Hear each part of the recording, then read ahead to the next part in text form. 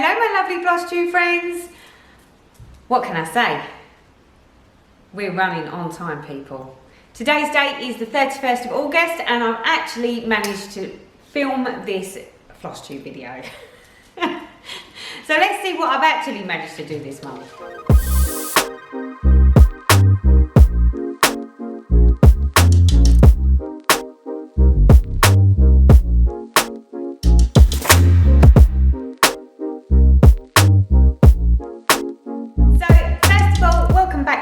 Lovely subscribers, and I have noticed that this month there have been quite a few new subscribers, so thank you ever so much for signing up and joining us.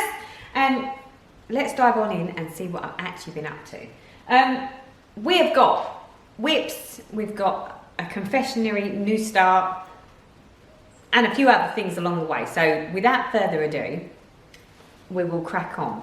Before I start, I just want to say I received a comment on the last video. It wasn't a bad comment, it's not a nasty comment. It is a factual comment, but I just wanted to put it out there. So a lot of people will notice that each Flosstuber has got a different way that they do their recording, they do their videos.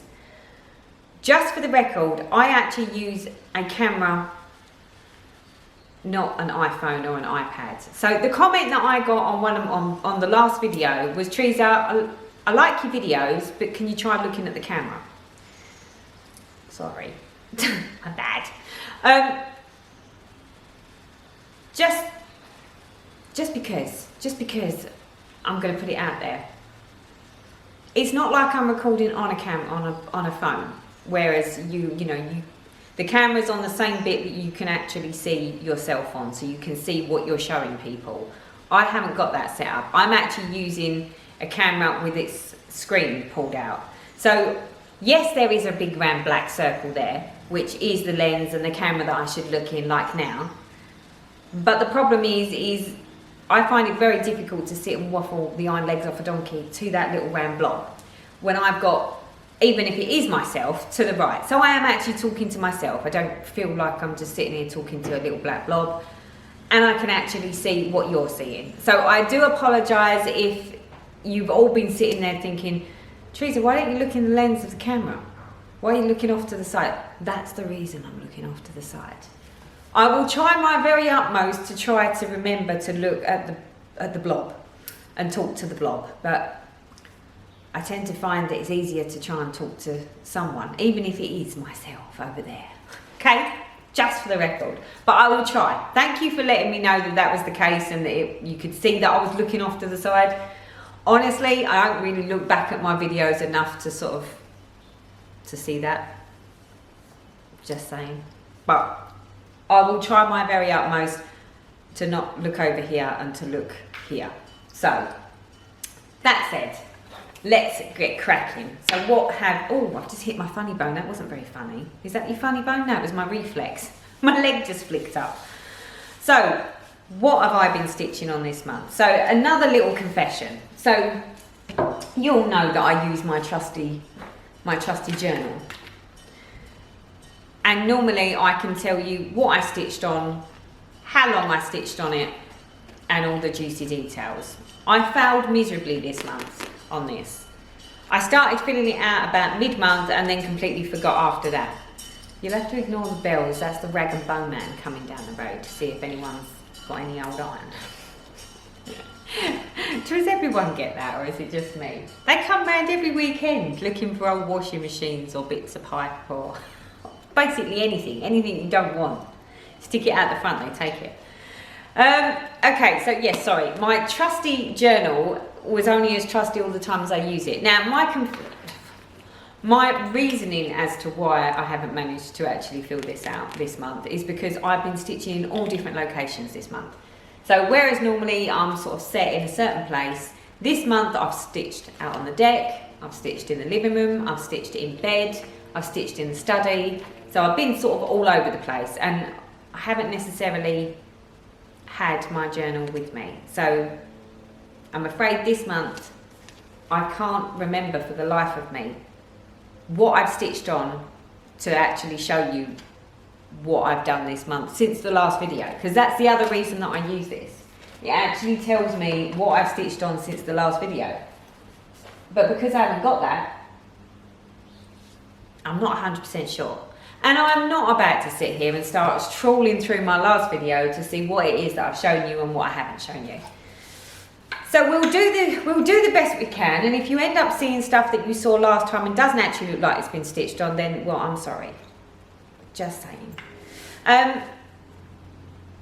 We'll do the same setup as usual. Where I can, there'll be a picture of when you last saw it and a picture of what it should look like when it's finished.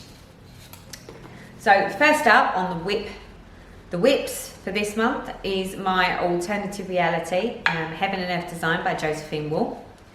This one is stitched on a 25 count even weave 1/1 in full cross.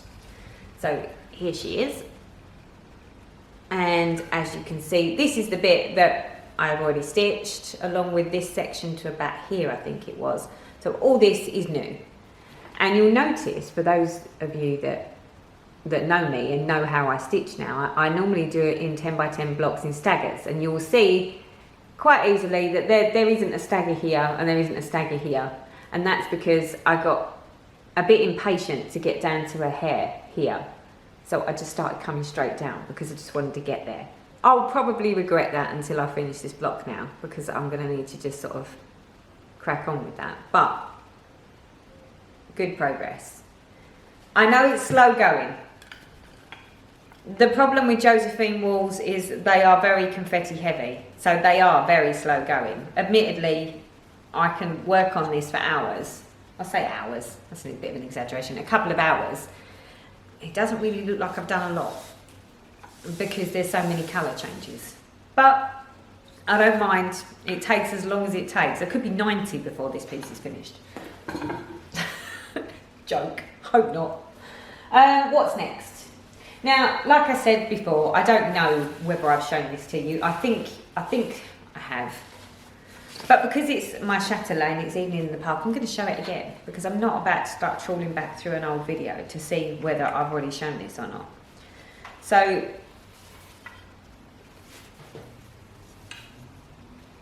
and because it's a chatelaine, who doesn't not want to see one? Come on. So I think I'd already showed you this, but I've finished the gate. I beaded the gate. Well, I say I finished the gate. I've finished one side of the gate. It's beaded. I've done this edging border and this corner. I've done some more stitching in these flowers.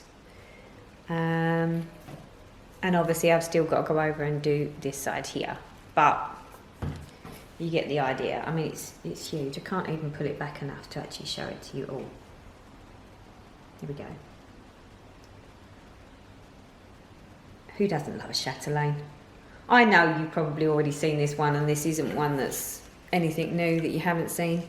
This one is stitched on 25 count Lugana in colourway Abyss, and this is a hand dyed fabric by Stephanie. I think this fabric's actually been discontinued now, if I'm not mistaken. So yeah, so there you go. And I did say that I was going to try and make this a bit of a focus piece, and I don't think I have this month because I can't even remember whether I've actually stitched on it since we last spoke. Bad me. But there you go. I will get to it.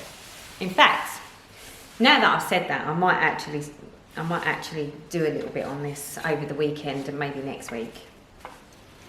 But that's the problem. When you've got more whips than weeks in a month, it's not like I can say, well, all right, I'll do, I don't know, a whip a week. And because I know what I'm like now, I'm really sorry I've got an eyelash stuck. Because I know what I'm like, I do tend to find that I'm very much, you know, I stitch on what I fancy at the time, not, you know, I can't sit there and say structurally, but I'm going to stitch that week, that week and that week. Because if I don't fancy stitching on it that week, I'll be like, well, I don't want to stitch on that. So then my answer to that is, well, I don't fancy stitching on it, so I won't stitch. That's not the answer. So, I don't do it that way. What else have we got? Oh, so this one is my something a little bit different. So this is my Judy Dixon Autumn Promise, which is hard hanger and drawn thread. And you should have seen where you last saw it and what it will look like. Here is where we're at. So that's the band that you would have already seen, that I've already done. And this is the new band here. Let me just pull this up. So here we are. This is the new band. And this center section here will have the same as this one's got. And obviously this has cut work in the middle and wrapping. I think I'm going to leave the cut work and the wrapping until the end now. I might not. I might actually do the cut work but just leave the wrapping section because that all needs wrapping. And I think I might just do the cut work and do the beads separately. So that is where we've got to on that one. Love that one. So next up is, what's this one? Oh yeah, this is my mini Red Queen Red Dragon. This one is stitched on 28 count even weave 2/110 stitch. And here is where we've got to. And I must admit, when I actually do these videos, it's only when I'm doing these videos that I actually realise how far I've got. Because when you're stitching them and you're close to them, you don't really see the detail, so it all sort of blurs. Whereas when I do it on these videos and I actually show you, like the details up here, I don't normally see that until I do these videos. So sometimes these videos are actually really quite helpful, even for me. So that's had a little bit of love. And then I know this is going to seem a little odd because it is actually still August. And theoretically, if you was going to start stitching seasonal stuff, the next option would either be you stitch something still summery because it still is sort of summer, or you would stitch something that's either fall or autumn related. I sort of skipped that totally and have ended up with, yeah, that's right, Christmas. Don't even ask me how I've ended up there. I don't really do Christmas, if I'm honest. And here I am stitching on Christmas. So this is my Mirabilia Winter White Santa. I can't even tell you the last time that I stitched on this and put it on a YouTube video or on a Flosstube video. So I don't think I've got any footage of when you last saw this. If I can find one, then I will add it, but I don't think so. So this is where we've got to. So this one is stitched, I think, on a 28 count fabric. I can't remember what it is for sure, so I'll put it down here so that you can see. I think I'd already stitched up to here. I already had the beads on. I hadn't quite finished this white band across the bottom of his hat. I hadn't finished here, and I didn't do his face. So they're the bits that I've basically done since the last time you saw him. And as you can see, this fabric is like a pearlescent, which I think is one of the reasons that I don't really stitch on this very often. Because I tend to, I mean, don't get me wrong, I love the fabric. I think the fabric really works for him. Once he's actually stitched on it, I think it's going to be fabulous because it looks like a snowy sort of background theme for him. I think it will look great. The problem is because it's a 28 count and it's an opalescent and it's a hand dye, the 28 count no longer is like a 28 count. It actually shrinks it and it actually makes it smaller. And with the reflection of the sparkle, I find it really hard to work out my holes. So I think that's why I've sort of never really overly keen to stitch on him. So I have no idea why all of a sudden I had this undying urge that I needed to stitch on him. But I did, so I did it. And he's been on the frame ever since. So I'm thinking, well, maybe if I keep him there, every now and then I'll just do a little bit on him. And he'll, you know, make an appearance every once in a while. There's no way it's going to be done by this year, obviously. And probably unlikely he'll be ready by next year. But all the time that I keep stitching on him, it will get closer and closer. So yeah, so we skipped autumn and we went straight to winter and Christmas. So that is it for the whips. We're done on whips. Now time for the confession. And as you've probably already seen it, it's sort of this little beauty over here. I've only got one person to blame for that, and that'll be Caroline from Off the Grid Needle Arts. Totally enabled by her. She did it. It's all her fault. I've been watching a bit of Flosstube. I like to have Caroline on in the background sometimes when I'm working. And I've seen a couple of the videos with this, or with the chart that basically enabled me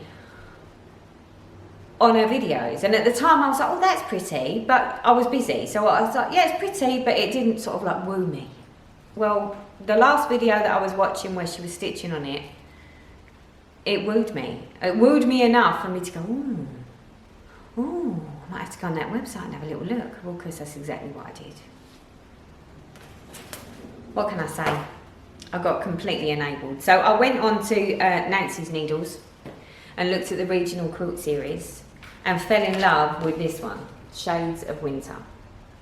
I know, I'm bad. As if I need another project to work on. But what I liked about this is the fact that it isn't cross stitch. It is slightly different, and it's completely different to anything else I've got because it's on a canvas. It's not. And because I just threw caution to the wind, as you do, and ordered it. And I ordered the full kit because obviously I've never worked on a canvas before. See, now this is one thing I did write in my trusty journal. So I ordered the Shades of Winter from Nancy's Needles on the 12th of August. And it turned up here on the 22nd of August. How fast is that? That's like unheard of. Now, admittedly, I did get a little bit stung. Well, I did get very stung. So when I purchased this, it comes to $58.35. So $58.35 for the full kit. And I think with shipping, or I don't know, shipping might have been on top. But basically, it works out just under $60. So I was like, well, it's worth it. The only problem was when it got here in the UK, of course, you see that big red sticker? Yeah, that's your custom sticker. So of course I got hit with my customs charge. Read it and weep, people. That's right, nearly £18 worth of customs, a duty to pay, customs charges. But I'm not going to sit here and complain about that. Was it worth it? Totally.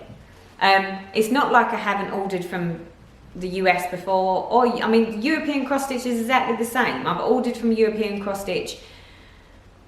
One got through without being hit with charges, and the other one got completely, completely cool. So it is what it is. If you're ordering from the US or places like that, you know you're going to get hit with it, or there's a possibility. So I sort of had an idea that it was coming. I have to say, I've started it, I'm loving it. I've got my little bag of fun here. The watercolours, which is a 3-ply wall rather than the normal cross-stitch stuff. I'm not too sure about stitching with this stuff. I'll explain that momentarily, but it's, I don't know. I don't know if it's me getting it wrong or doing it wrong. Maybe Caroline, maybe I should reach out to Caroline and find out. But I'm struggling with that metallic thread a little bit. I've tried it a number of different ways. I've used it a couple of lengths of it now, short lengths, and yeah, not quite sure what to make of that. But here is where I've got to. So there you go. Not a lot, but a bit. And what I was saying about this thread, let's see if I can.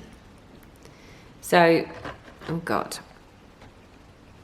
This thread here seems to be, yeah, you'll see what I mean. You see how it's, see when I do this, it stretches. But it's not supposed to be like that. When it comes off, well, if I put that side by side, you'll notice there. So this is how it comes off of the card. Do you see how it's nice and small? But once I use it, she says, once I use it, it's sort of, I don't know, it's as if it's turned elasticated and unravelled itself. Do you see? So I don't know if I'm doing something wrong here with this. See? Used? Not used. Now I've tried being very gentle with pulling it through, but as soon as I'm trying to pull it through the canvas, it sort of unravels and goes almost like it's elasticated. So I don't know. Caroline, have you had the same problem? Or anybody else that has done one of these or worked with this particular type of metallic thread? Does it go like that? I mean, not that it bothers me that much. I mean, it still looks metallic on the actual design. So I mean, I'll use it whilst it's a bit elasticated, but it's a little odd, I have to say. But yeah, so there is my new start with a little bit of bling. Love it. And it all came with, you know, the whole kit. It's got little things with the frame, with the canvas. I've got a spare canvas. What's not to like? And it's something totally different. And I love to, because it's so big, the canvas is so big, it's lovely to just sit and stitch it in bed whilst I'm sitting there watching TV. So yeah, loving the new start. So another one to add to my, but see, that one can just sit by my bedside and just be stitched as and when. But I do need to find out about this metallic thread. So I think that is it. Is that it? That is it. I've ordered, that isn't it, she says. Now you're going to go, oh Teresa, this is strange for you. I got a Q-snap. A biggish one. So you'll know that I don't normally stitch with Q-snaps. I normally stitch using my my Millennium frames. But there are times that I quite like to sort of be able to go outside or sit in the study or lay in bed and do some stitching, and I can't do that with my big frames because I always use the stand for the frames. So I decided that I would get a Q-snap that's bigger than a 9x9, because the only Q-snaps I've got are 9x9 Q-snaps, which are the ones that I use when I'm commuting. And I thought, well, if I get a bigger one, I can put a bigger project on, and I've got a nice big bit of space here to actually do some stitching in. So, Q-snap. I know, it's rare, but I thought it's handy. So I decided to go with that. And Chris, because I was getting that and I saw this and couldn't help myself. So from Lakeside Needlecrafts, it's called Ella Bella Makery. It's a little needle minder, but it's on like a fabric and it's like a hand stitched tree. So again, I couldn't resist. Not that I need any more needle minders, if I'm honest. So there we go. That's it, people. That's all that I've got to show you this month. So I think that's me done. I think we're done. I think that's it for this month. If I get a chance to do a few stitch with me's, obviously now that, you know, summer's starting to come to an end, the weather will start taking a little bit of a turn over the next month. That will be more indoor days. So there might be a few more stitch with me videos and, you know, bits and pieces happening. If not, I'll see you for the next monthly update. So until next time, people, bye bye for now.